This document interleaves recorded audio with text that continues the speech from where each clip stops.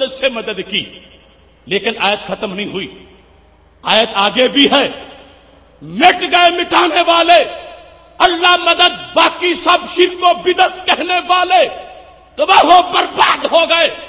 قرآن آج بھی مسکرا رہا ہے، اللہ فرماتا ہے محبوب تمہاری مدد میں نے دو طرح کی ہے، بنصرہ و بالمومنین، اپنی مدد سے، مومنین کی مدد سے۔ جو تم سے پوچھتے ہیں کیا جاتے ہو داتا صاحب لینے، جب رب کے خزانوں میں کوئی کمی نہیں ہے تو داتا سے کیا مانگتے ہو؟ جب رب کے خزانے میں کوئی کمی نہیں ہے تو یہ کیوں کہتے ہو یا رسول اللہ صلی اللہ علیہ وسلم میری جھولی بھر دو؟ جو پوچھتے ہیں ان سے پوچھو، جب رب کی مدد میں کوئی کمی نہیں ہے تو بنصرہ کے بعد و بالمومنین کا ذکر کیوں کر دیا گیا؟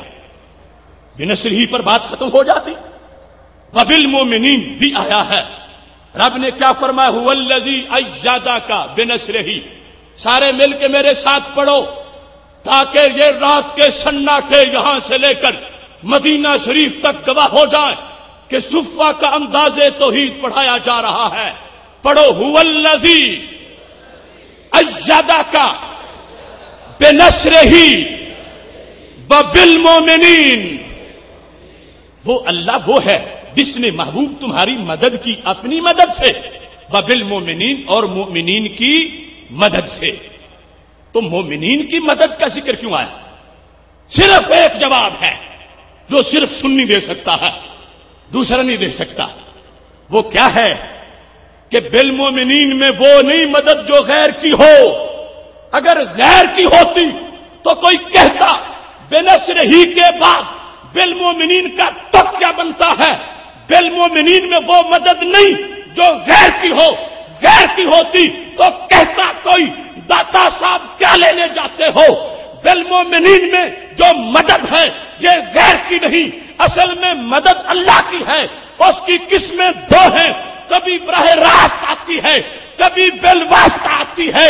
براہ راست آئے تو بنصرہ ہی ہوتا ہے، واسطے سے آئے تو بالمومنین ہوتا ہے۔ یہ ہے قرآن، یہ ہے قرآنی توحید، یہ ہے قرآن بنصرہ و بالمومنین۔ مدد اللہ ہی کی ہے لیکن طریقے دو ہیں، کبھی ڈائریکٹ، کبھی وسیلے سے۔ رب کو پتا تھا میری توحید کی آڑ میں کچھ لوگ وسیلے کا انکار کریں گے، بنصرہ کے بعد و بالمومنین فرما دیا۔ اللہ واضح کر رہا ہے مدد میری ہے، بنصرہ میں مدد میری ہی ہے، بالمومنین میں طریقے میرے دو ہیں، چاہوں تو خود کر دیتا ہوں اور چاہوں تو اپنے ولیوں کو اپنی مدد کا مظہر بنا دیتا ہوں۔ محتشم سامعین حضرات، اب جو ہم نے معیار الوہیت بیان کیا، ان لوگوں نے اپنے مقتدیوں کے کوسنے پر، کیونکہ ہر جگہ ان کا توا لگا، توحید توحید کی باتیں کرتے تھے، وہ تم سے اشرف آصف جلالی چھین کے لے گیا موضوع توحید کا، اپنے لیے کچھ کرو واپس لاؤ۔ تو انہوں نے چھوٹی چھوٹی سیمیناریاں مختلف جگہ پہ کی، سیمینار برائے نار وہ کرتے رہے، لیکن بنا پھر بھی کچھ نہیں ہے۔ اب ان کی طرف سے جواب کیا آتا ہے؟ میں حیران ہوں، بد عقیدگی سے عقل بھی ماری جاتی ہے، سمجھ بھی نہیں رہتی، او کا ترجمہ بھی نہیں آتا۔ ہم نے کہا تھا الاشراک و اثبات الشریک فی الالوہیت بمعنی وجوب الوجود او بمعنی استحقاق العبادہ۔ شرک کیا ہوتا ہے؟ الوہیت میں کسی کو شریک ماننا۔ الوہیت دو چیزیں ہیں، ایک ہے واجب الوجود ہونا اور دوسرا ہے مستحق عبادت ہونا۔ درمیان میں لفظ او ہے، حرف او کا ہے، یا یہ یا وہ۔ مطلب کیا بنتا ہے؟ اگر اللہ کے سوا کسی نے دونوں وصف کسی اور میں مان لیے، اللہ کے سوا کسی کو واجب الوجود بھی مان لیا، مستحق عبادت بھی مان لیا، پھر بھی مشرک ہو گیا۔ رب کے سوا کسی کو صرف مستحق عبادت مان لیا، پھر بھی مشرک ہو گیا۔ رب کے سوا کسی کو صرف واجب الوجود مان لیا، پھر بھی مشرک ہو گیا۔ اور سے 3 مطلب نکل رہے تھے. چونکہ 2 چیزوں کے درمیان یا آیا ہوا ہے، دونوں کا یک وقت پایا جانا ضروری نہیں کہ دونوں پائی جائیں تو پھر شرک بنے. دونوں میں سے کوئی ایک پائی جائے گی تو پھر بھی شرک بن جائے گا. اللہ کے سوا اگر کسی نے کسی کو واجب الوجود مان لیا پھر بھی مشرک ہو جائے گا، یا مستحق عبادت مان لیا پھر بھی مشرک ہو جائے گا، یا دونوں کچھ مان لیا پھر بھی مشرک ہو جائے گا. اب ان لوگوں کے جواب دیکھو. کہنے لگے کہ ہم تجھے دکھاتے ہیں قرآن سے کہ تمہارا جو معیار الوہیت ہے اس کے لحاظ سے وہ چیز نہیں پائی گئی، شرک پھر بھی پایا گیا. تو کس جگہ پر؟ کہنے لگے قرآن میں ہے سورہ یونس آیت نمبر 18. یہ ان کے سکالر اور جو آخری محقق اور مناظر ان کی تقریریں ہیں. وَيَقُولُونَ هَؤُلَاءِ شُفَعَاؤُنَا عِندَ اللَّهِ، کہ یہ ہمارے اللہ کے نزدیک شفیع ہیں. تو کہنے لگے وہ بھی بتوں کو شفیع مانتے تھے، سفارشی مانتے تھے، تم بھی سفارشی مانتے ہو. اب وہ یہ نہیں کہہ رہے کہ بت واجب الوجود ہیں، ان کو پتا ہم نے اپنے ہاتھوں سے گھڑے. تو دیکھو ان کے بت ان کے بنائے ہوئے ہیں، واجب الوجود نہیں ہے، سفارشی بتوں کو مانا ہے. تو واجب الوجود مانے بغیر بھی شرک پایا گیا. تم کہتے ہو کہ معیار الوہیت یہ ہے، واجب الوجود کا لفظ تم بولتے ہو. کہنے لگے بتوں کو، بت پرستوں کو پتا ہے ہم نے اپنے بت خود بنائے ہیں، یہ ازلی ابدی دائمی نہیں ہے، بنائے ہیں خود. اب واجب الوجود نہیں مانتے، صرف کیا مانتے ہیں؟ سفارشی مانتے ہیں. تو پھر بھی وہ مشرک ہیں. کہنے لگے جو تم کہتے ہو اس کے مطابق تو پھر مکہ کے مشرک بھی مشرک نہیں بنتے. جو تم کہتے ہو اس کے مطابق تو ابو جال بھی مشرک نہیں بنتا، کیونکہ ابو جال بھی بتوں کو واجب الوجود نہیں مانتا، وہ بھی ان کو اپنا سفارشی مانتا ہے. تو پھر تمہاری تعریف کے مطابق تو وہ بھی مشرک نہ بنا. میں کہتا ہوں جب بدعقیدگی آتی ہے تو عقل ماری جاتی ہے. میں نے جو شرع عقائد سے، جو اسلاف سے تعریف توحید اور شرک پیش کی تھی اس پہ قائم ہے. الحمد سے لے کر والناس تک پورا قرآن اسا ہے. جو تم یہ کہہ رہے ہو کہ واجب الوجود نہیں مانا گیا پھر بھی شرک پایا گیا، تو میں نے کہا بدبختو دیکھو دوسری شرک سے آنکھیں بند کیوں کر لی ہیں. میں نے کہا تھا رب کے سوا اگر کوئی کسی کو واجب الوجود مانے یا مستحق عبادت مانے تو مشرک ہو جائے گا. تو مکہ کے مشرک اگر بتوں کو واجب الوجود نہیں مانتے تھے، معبود تو مانتے تھے. جب معبود مانتے تھے تو پھر ہماری بات کے مطابق وہ مشرک بنے اور معیار الوہیت صحیح ثابت ہوا. اور میں نے کہا یہ آیت جو تم نے پیش کی اگر تھوڑا سا پہلے پڑھو گے تو تمہیں دودھ کا دودھ اور پانی کا پانی نظر آ جائے گا. پہلے کیا ہے؟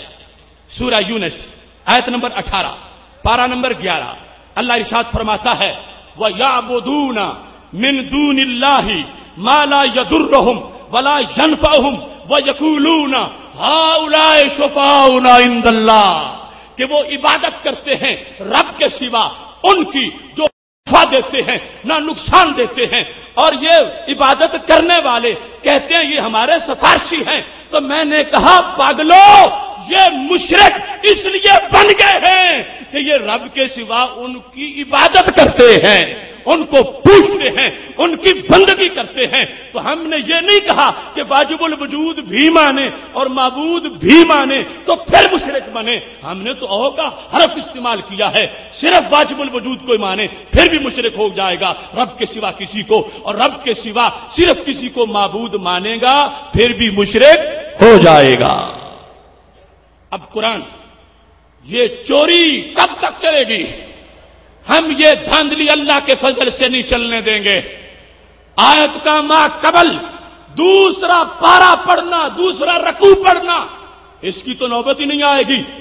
جہاں سے چوری کرنا چاہتے ہیں ادھر سے تھوڑا سا پہلے پڑھو گے تو پتا چلے گا کہ یہ وہی انداز توحید ہے جو صفہ سے چل کے آیا ہے. اس کے بعد کہنے لگے اللہ تعالیٰ قرآن مجید میں ارشاد فرماتا ہے یا بنی آدم، رب ذوالجلال کا فرمان پارہ نمبر 23 سورہ یاسین آیت نمبر 761 الم احد الیکم یا بنی آدم اللہ تعبدوا الشیطان انہ لکم عدو مبین۔ اللہ فرماتا ہے بنی آدم، کیا میں نے تم سے عہد نہیں لیا تھا کہ تم شیطان کی عبادت نہیں کرو گے، کیونکہ وہ شیطان تمہارے لیے واضح دشمن ہے۔ تو کہنے لگے دیکھو، شیطان کو کوئی بھی واجب الوجود نہیں مانتا، وہ بھی ایک مخلوق ہے، اور کوئی بھی شیطان کو سامنے بٹھا کے سجدہ نہیں کرتا، تو شیطان کو سجدہ نہیں کرتے، اس کے باوجود بھی شیطان کے پجاری کہلائے ہیں۔ تو پتہ چلا تمہاری تعریف تو غلط ہو گئی۔ تم نے کہا رب کے سوا اگر کسی کو واجب الوجود مانے، یا رب کے سوا اگر کسی کو مستحق عبادت مانے تو پھر شرک بنتا ہے۔ اب یہاں نہ واجب الوجود مانا، نہ مستحق عبادت مانا، شیطان کی عبادت نہ کرو۔ اب جو یہاں پر تفسیر ہے وہ کیا ہے کہ شیطان کی اطاعت نہ کرو، شیطان کا کہنا نہ مانو، تو پتا چلا کہ واجب الوجود اور مستحق عبادت مانے بغیر بھی معاذ اللہ شرک ہو سکتا ہے۔ جب شیطان کے لحاظ سے یہ کہہ کے بغلیں بجا رہے تھے تو ہم نے ان کے ضمیر پر دستک دی۔ یہ ٹھیک ہے کہ درجنوں تفاسیر کے اندر ترجمہ یہی ہے اللہ تعبدوا الشیطان اللہ تطیعوہ ہو، کہ تم اس کی اطاعت نہ کرو۔ تعبدو سے مراد کیا ہے؟ اطاعت۔ اللہ فرماتا ہے کیا میں نے تم سے عہد نہیں لیا تھا کہ تم شیطان کی اطاعت نہیں کرو گے؟ شیطان کی بات ماننے کو عبادت کہا گیا۔ وہ لوگ اپنا دعویٰ ثابت کر رہے تھے، تو میں نے کہا اب دیکھو، اس اطاعت سے مراد ہر اطاعت نہیں ہے، اس اطاعت سے مراد کفر و شرک والی اطاعت ہے۔ شیطان کے کہنے پر بت کو سجدہ کرنا، شیطان کے کہنے پر بت کے آگے جھک جانا، شیطان کے کہنے پر رب کے سوا کسی کو معبود بنا لینا، چونکہ شیطان نے یہ سبق سکھایا تھا، شیطان نے پڑھایا تھا کہ رب کے سوا کسی اور کو معبود بنا لو، تو رب ذوالجلال نے اسی کی طرف چونکہ وہ سبب بنا ہے تو مسبب کی نسبت کر دی ہے۔ لہذا یہاں ہر اطاعت مراد نہیں ہے، ورنہ ایک قدم بھی کوئی آگے نہیں چل سکے گا۔ مثال کے طور پر مسجد میں نماز ہو رہی ہے، دکاندار دکان کھول کے بیٹھا ہے، وہ مسجد داخل نہیں ہوتا، مسجد سے باہر کھڑا ہے۔ اب مسجد نہ جا کے اس نے رب کا کہنا نہیں مانا اور شیطان کی بات مان لی ہے، تو کیا جو مسجد کے دروازے پہ کھڑا رہا تو وہ مشرک ہو گیا؟ کیا رمضان میں جس نے روزہ نہ رکھا تو وہ مشرک ہو گیا؟ کیا جس نے شیطان کے کہنے پر رات کو چوری کر لی وہ مشرک ہو گیا؟ کیا جس نے شیطان کے کہنے پر کسی کو گالی دے دی تو وہ مشرک ہو گیا؟ اب اطاعت تو پائی گئی، شیطان نے لڑا دیا، شیطان نے چوری کرا دی، شیطان نے نماز گھسا دی، شیطان نے پیچھے ہٹا دیا، اطاعت شیطان کی پائی گئی ہے، مگر اس کو عبادت شیطان نہیں کہا جائے گا، اس کو عبادت شیطان سے تعبیر نہیں کیا جائے گا۔ تو پتہ کیا چلا، یہ جو لفظ عبادت بولا گیا ہے یہ شیطان کی وہ اطاعت ہے جس کی وجہ سے ایک بندہ شیطان کے کہنے پر بت پرست بن جاتا ہے، صنم کو سجدے کرتا ہے۔ تو پتہ چلا جو ہم نے کہا تھا بات وہی نکلی کہ یہ مشرک کیوں بنا، یہ کافر کیوں بنا؟ اس واسطے کہ اس نے رب کے سوا شیطان کے کہنے پر کسی کو معبود بنا لیا ہے۔ تو معبود بنانے کی وجہ سے یہ کافر و مشرک بن گیا ہے۔ ہماری تعریف سچی ہے، میرے رب کے سوا کوئی واجب الوجود نہیں، میرے رب کے سوا کوئی مستحق عبادت نہیں۔ شیطان کا پجاری مشرک اس لیے کہلایا ہے کہ اس نے شیطان کے کہنے پر بت کو معاذ اللہ اپنا خدا تسلیم کر لیا ہے۔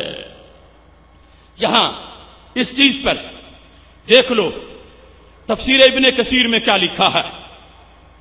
ہماری بات نہیں مانتے تو اپنے بڑے کی بات مان لیں۔ وہ کہتا ہے ھذا تفریع من اللہ تعالی للکافرات من بنی آدم الم احد الیکم کا خطاب ابن کثیر کہتا ہے یہ مسلمانوں کو نہیں ہے، یہ بات ہی کافروں کی ہے۔ اللہ کافروں سے کہے گا، کافروں سے یہ خطاب ہے ان سے یہ کہے گا جو کافر